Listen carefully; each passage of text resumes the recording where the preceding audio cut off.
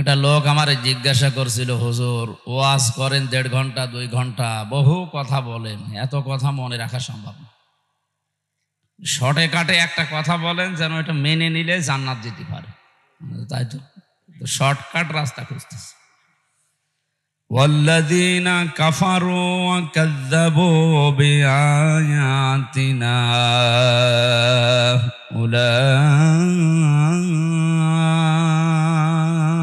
أولئك أصحاب النار هم فيها خالدون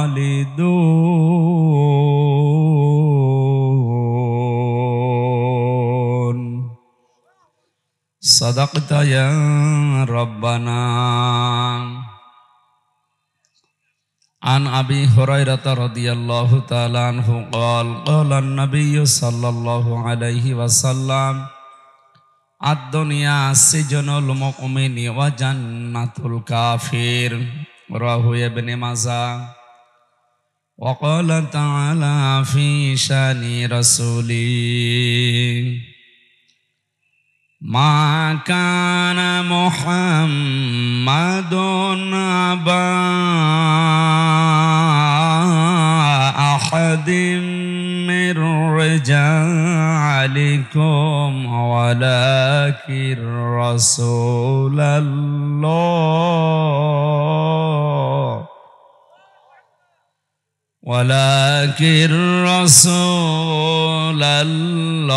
الله وخاتم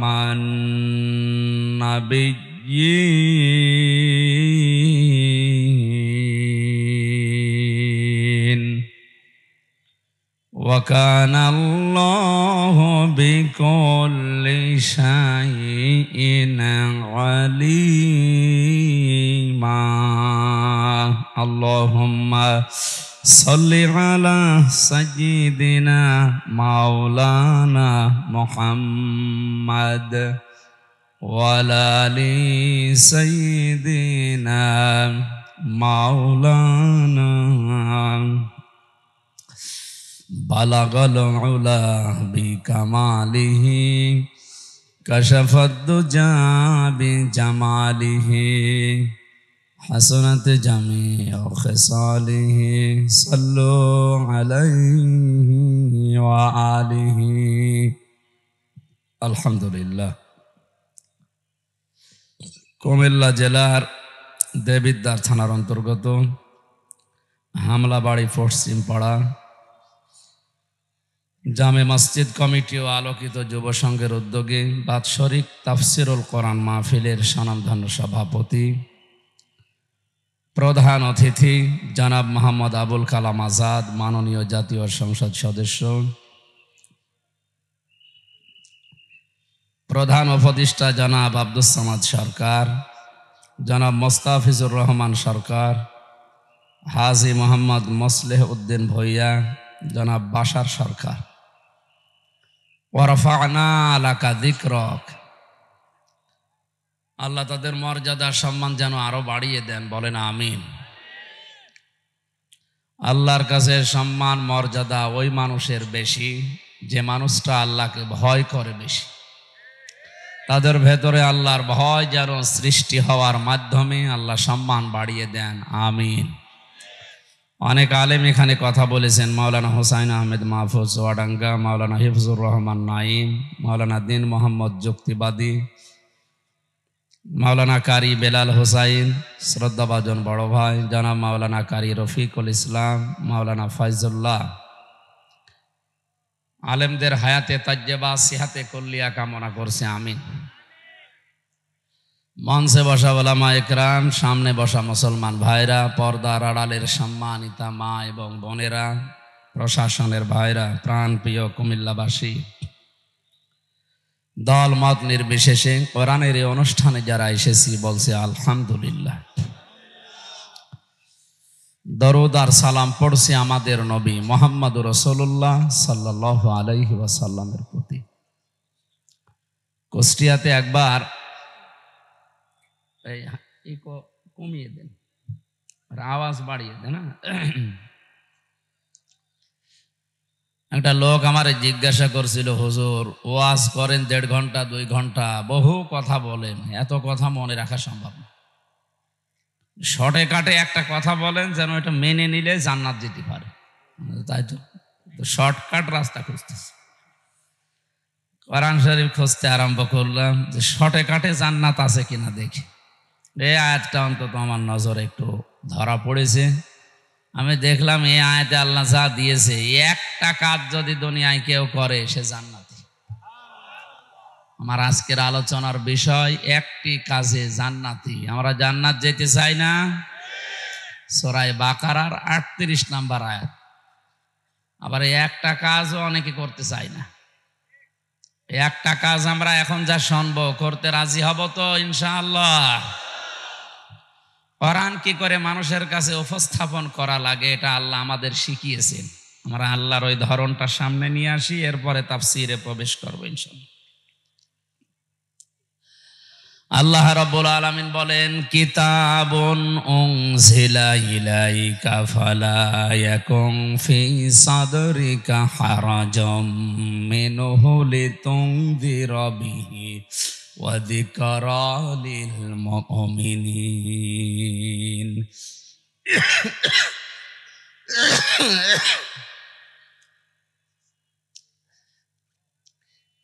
হে নবী, এই কিতাব আপনাকে আমি দিলাম, এটা দিয়ে মানুষদেরকে যখন সতর্ক করবেন, আপনার মনের ভেতরে যেন কোনো সংকীর্ণতা, সংশয়, সন্দেহ, ভয়, ভীতি এগুলো কাজ না করে। যিকরা লিল মুমিনিন, কারণ কোরআন মুমিনদের জন্য উপদেশ। আয়াতের মাঝে হারাজন শব্দটার ব্যাখ্যা পেয়েছে দুইটা। এক নম্বরে আল্লাহ পাক জানিয়েছেন, হে নবী, আপনি যখন কোরআন দিয়ে মানুষদেরকে সতর্ক করবেন, আপনার সামনে যারা বসা থাকবে হয়তো অনেকেই কোরআনের বক্তব্য না বোঝার কারণে রাজনীতি মনে করে মন খারাপ করতে পারে। মনে হয় এই দেশে আয়াত বলা ঠিক হইল, এরকম মানুষ তো এ দেশে নেই। আল্লাহ পাক যেটা বোঝাতে চান ওইটা না বুঝে ও উল্টা রাজনীতি মনে করে মন খারাপ করে বসে আছে। আরে ভাই, আপনি বসবেন তো আগে। দ্বিতীয় নম্বরে, কোরআনের কথা যখন তাফসীর আকারে বলতে যাবেন, তাফসীর মানে খুলে ফেলা, ওপেন করা, খোলস মুক্ত করা, ছেড়ে দেওয়া। 99টা অর্থ আছে। সমাজে, পরিবারে, রাষ্ট্রে এমন এমন খোলস দিয়ে ব্যক্তি, পরিবার, সমাজ, রাষ্ট্রকে ঢেকে রাখা হয়েছে। কোরআনে কারিম দিয়ে যখন আপনি কথা বলবেন, ওই খোলসগুলো খুলে যাবে। অপরাধী যারা, তাদের অপরাধগুলো উন্মুক্ত হয়ে যাবে। আবাহমান কাল থেকে এমন এমন নিয়ম নীতিকে অনেকে ইবাদত মনে করে চালিয়ে আসছে, কোরআনের তাফসীর করলে ওইগুলো টিকবে না। তখন যারা আপনাকে নিয়ে এসেছিল ওয়াজ শোনার জন্য, তাফসীর শোনার জন্য, হাদিয়া, তোহফা, নজর নেওয়াজ দেবে, আপনার এই কথা শুনে যখন দেখবে মিলছে না, ও মানুষ হাদিয়া দেওয়ার পরিবর্তে তাড়া দেবে। আমার তো মনে হচ্ছে 1500 বছর আগে যা যা আল্লাহ বলেছে, এই 1500 বছর পরে কুমিল্লার সাথে সব মিলে যাচ্ছে। আজকে 1 টাকা যে জান্নাতি, এটা বলার পরে আমার হাদিয়া দেয় কিনা আমি ভাবছি, নাকি আবার তাড়া খাওয়া লাগে। আশা করছি তাড়া খাওয়া লাগবে না, আমি চেপে চেপে বলবো তো, অসুবিধা নেই। কোরআনে কারীম জানিয়েছে, ওয়াইদা কিলা লাহুম তাআলাউ ইলা মা আনজালাল্লাহু ওয়া ইলার রাসূলি ক্বালু হাসবুনা মা ওয়াজাদনা আলাইহি আবাউনা আওয়ালাউ কানা আবাউহুম লা ইয়ালামুনা শাইআন ওয়া লা ইয়াহতাদুন।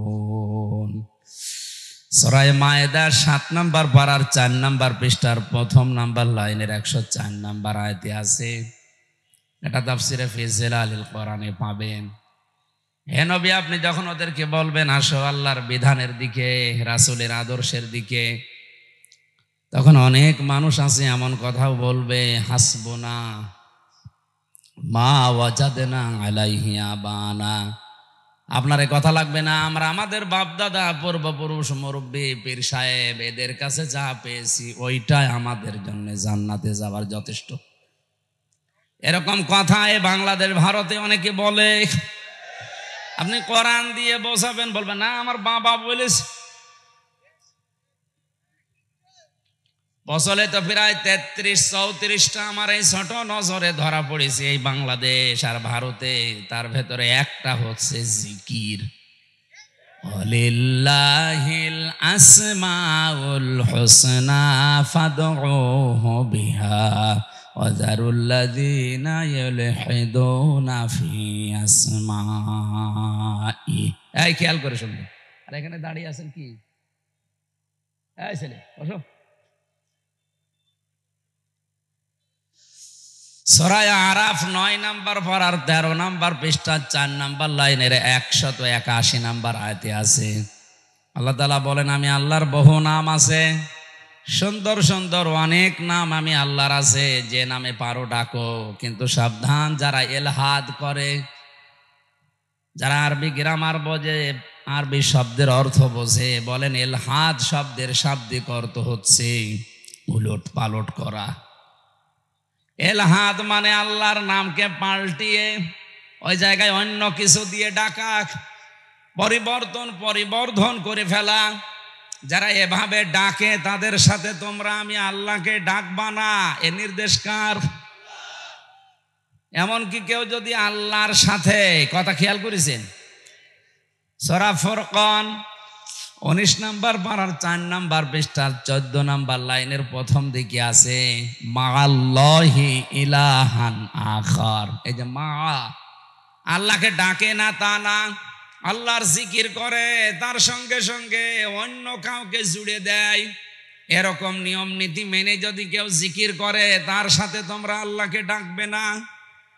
এরকম গোনা যদি কেউ করে যে আল্লাহ কেউ ডাকে পাশাপাশি অন্য কাউকে জুড়ে দেয়, তাদের শাস্তি হবে ডবল। ওরা কোরআনে 3টা শাস্তির কথা আছে, এক একটা শাস্তি ঠিক কিন্তু শাস্তি ডবল। পাপ কয়টা? আরো জোরে বলুন, শাস্তি কয়টা? তার ভেতরে এটা একটা। আল্লাহকে ডাকে পাশাপাশি অন্য কাউকে জুড়ে দেয় বা আল্লাহর নাম পরিবর্তন করে ফেলে, ওলট পালট করে ফেলে, এদের শাস্তি ডবল। পাপ একটা। জিকির করছে আল্লাহর নামে, ঠিক আছে, কিছুক্ষণ লা ইলাহা ইল্লাল্লাহ, কিছুক্ষণ সুবহানাল্লাহ, আল্লাহ আল্লাহ, পাশাপাশি তারা ইয়া আলী বাবা, শাহ আলী বাবা। আর এগুলো বেশি হয় ব্রাহ্মণবাড়িয়া, কুমিল্লায়। আল্লাহর ওলি দেশে মরার আর জায়গা পায়নি, সব মরেছে 2 জেলায়। তো তাদের নামে জিকির করা লাগবে? আরে ভাই, রাসূলুল্লাহর নামেও জিকির করা জায়েজ নেই। কেউ যদি ইয়া রাসূলুল্লাহ জিকির করো, কবিরা গুনাহ হবে। রাসূলুল্লাহর নামে পড়তে হবে দরুদ, আর জিকির করা লাগবে কার নামে? এরপরেও যদি আপনার বিবেক না খোলে, আপনার মগজে ধাক্কা না দেয়, আমার মনে হয় আপনার মগজে কুকুরে পোশাক করেছে। আমি আর নিম্ন শব্দ বলতে পারলাম। এত কিছু বোঝেনি, এই সাধারণ জিনিসটা আপনার মাথায় আসে না। ও ধোকা দিয়ে বোকা বানাচ্ছে, আল্লাহর সাথে অন্য কাউকে ডেকে ডবল শাস্তির ব্যবস্থা করছে। আমি দলিল দিয়ে বলেছি, সূরা ফুরকান 19 নম্বর পারার 4 নম্বর পৃষ্ঠা 13-14 নম্বর লাইনের প্রথম দিকে শব্দটা আছে মাআল্লাহি ইলাহান আখারা। আল্লাহকে ডাকে না তা না, মাঝামাঝি সাথে সাথে অন্য কাউকে জুড়ে দেয়। সুতরাং আল্লাহ আল্লাহ জিকির করার পাশাপাশি যারা ইয়া আলী বাবা, শাহ আলী বাবা ডাকছে, ওদের শাস্তি তো ডবল হবে। যাদের ডাকায় তাদেরও শাস্তি ডবল। তাফসীর করলে এই নিয়মটা যেহেতু এলাকায় চলে, এটা মিলবে না।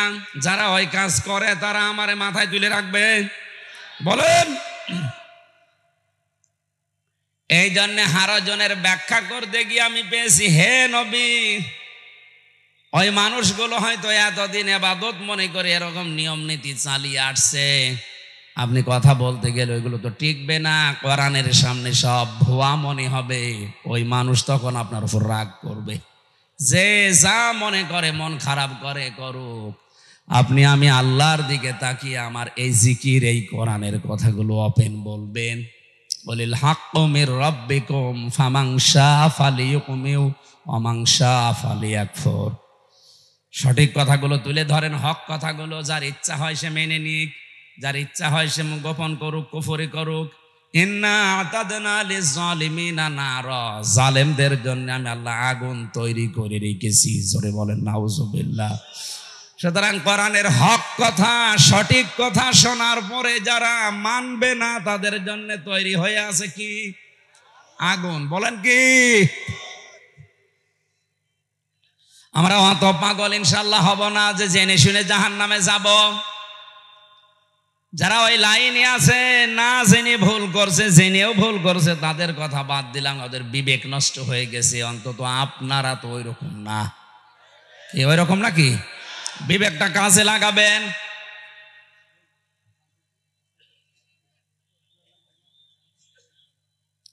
আমি একটা হাদিস বলছি, কয়েক মিনিটের ভেতরে খুব ভালো করে ওয়াজের ভেতরে শেষ হয়ে যাবে ইনশাআল্লাহ। মানিত্তাবাআল হুদা বিগাইরিল কোরআন আদাল্লাহুল্লাহ। নবীজি বলেন, কোরআন বাদ দিয়ে পৃথিবীর কোন নিয়ম নীতি যেখানে চলে, কোন মানুষ যদি হেদায়েত পাওয়ার জন্য, ভালো হওয়ার জন্য ওখানে যায়, ওর মন যদিও ভালো ছিল কিন্তু কোরআন সেখানে ছিল না। আদাল্লা ইউদিল্লু বাবে ফাআল থেকে এসেছে, বাংলা অর্থ দাঁড়াবে আপনি হয়তো ভালো হওয়ার নিয়তে গিয়েছিলেন কিন্তু কোরআনে কারিম সেখানে ছিল না, এজন্য আল্লাহ নিজে দায়িত্ব নিয়ে আপনাকে গোমরা বানিয়ে দেবে। কুমিল্লাবাসী, এ কথার ওজন কত আপনি টের পাচ্ছেন? এ কথার লোড কত? দল্লা ইয়াদিল্লু দিলেও তো অর্থ হয়ে যেত, কিন্তু বাংলা অর্থ হয়তো আপনি নিজেই নিজেকে গোমরা করে ফেলেছেন। আদাল্লা শব্দ দেওয়ার কারণে বাংলা অর্থ দাঁড়িয়েছে, আপনার হয়তো মন ভালো ছিল, আপনি ভালো হওয়ার নিয়তে গিয়েছিলেন, কিন্তু কোরআনে কারিম সেখানে ছিল না, এই জন্য আল্লাহ নিজে দায়িত্ব নিয়ে আপনাকে খারাপ বানিয়ে দেবে। সুতরাং আজকের এই ময়দান থেকে সিদ্ধান্ত নিয়ে বাড়ি যাওয়া লাগবে যে এই দরবারে কোরআন নেই, কোরআনের কর্মসূচি নেই। সুতরাং যেখানে আল্লাহর পাশাপাশি আলী বাবা, শাহ আলী বাবা ডাক দেওয়া হয়, এটা কোরআনের বাইরে। আরো জোরে বলেন। এরকম শিরক, বেদাত, কুফরি যেখানে তৈরি হচ্ছে, ওখানে যদি কেউ ভালো হওয়ার নিয়তেও যায়, ওকে গোমরা বানাবে কে? যাবেন আপনি? হ্যাঁ যাবেন। আমার মনে হয় এটা কালকে ভিডিও যদি ওদের কাছে পৌঁছায়, ওরাও নতুন আর একটা ভিডিও বানাবে যে আমির হামজা গোমরা হয়ে গেছে। আমি তো হাদিসের বাংলা ব্যাখ্যা করলাম, যারা আছে আলেম এখানে বসে জিজ্ঞাসা করেন তো বাবে ইফআল থেকে আসলে অর্থ কি দাঁড়ায়। যারা ভুল ধরবে, ওই যে নূরে বাংলা, ইংরেজি বাংলা, ও বাবে ইফআল কি ও তাও জানে না, আন্দাজে ভুল ধরে। আমি চট্টগ্রামে এক জায়গায় মুফতি হারুন ইজহার এবং মুফতি ইজহারুল ইসলাম চৌধুরী ওনারা বসা ছিল, আমি ব্যাখ্যায় বলেছিলাম একটা হাদিস, ওরা উল্টিয়া আগে পরে কেটিয়া আমার বিয়াদব বানিয়ে ছিড়ে দিয়েছে। বলে এর ভেতরে রসুলের মহব্বত নেই। রসুলের মহব্বত তোমার ভেতরে এত বেশি, আমি যে 3 বছর জেল খেটে আসলাম আমার প্রেমিকার মহব্বতে। সিটারি করার জায়গা পাও না, এদের মানুষ সব জানে।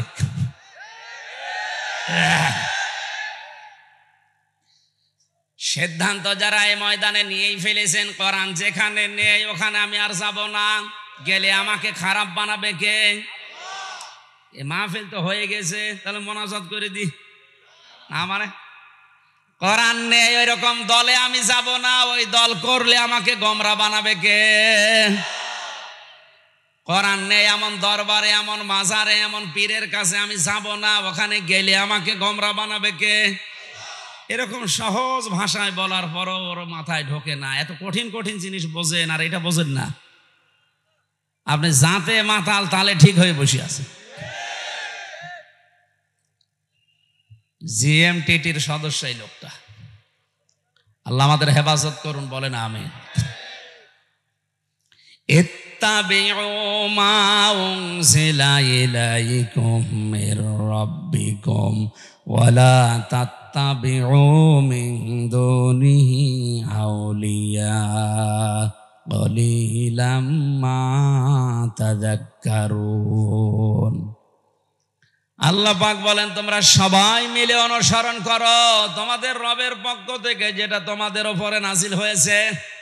আমাদের অনুসরণ করা লাগবে সবাই মিলে। কোনটা? আরো জোরে বলেন।